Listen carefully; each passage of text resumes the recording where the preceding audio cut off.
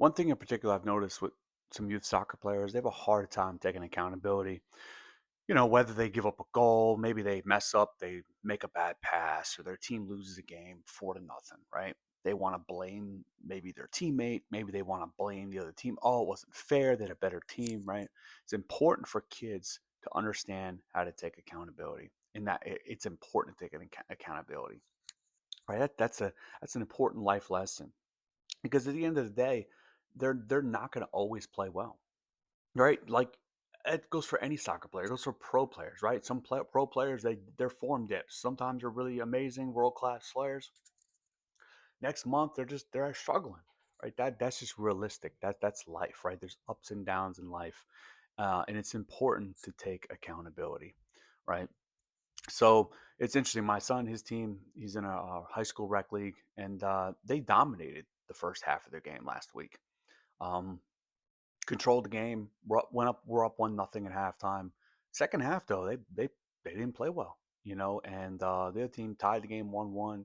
They ended up pulling it out, got 2 goals, and won the game 3-1. But they dominated the first half. They dominated possession, right? They controlled the game. Second half didn't really control as much.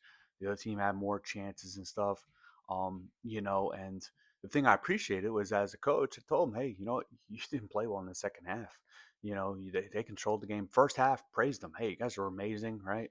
But after the game, like, hey, you didn't play well at all. And I think they knew that.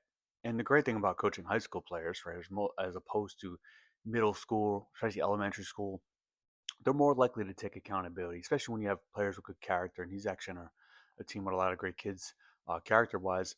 They just listen, and I think they knew it. I had a discussion with a player even after the game, and he was like, "Yeah, coach, I did not play well in that second half."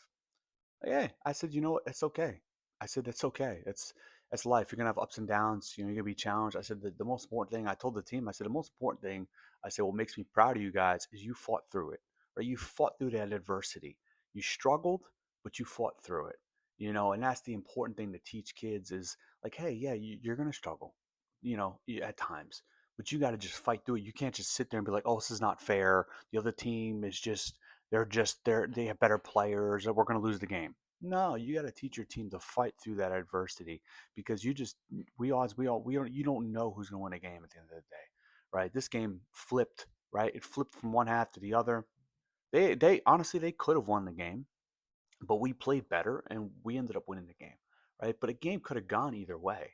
So you got to fight through that. You know what I'm saying? You have to. That's why you got to fight through that adversity, and that's very important to teach youth soccer players.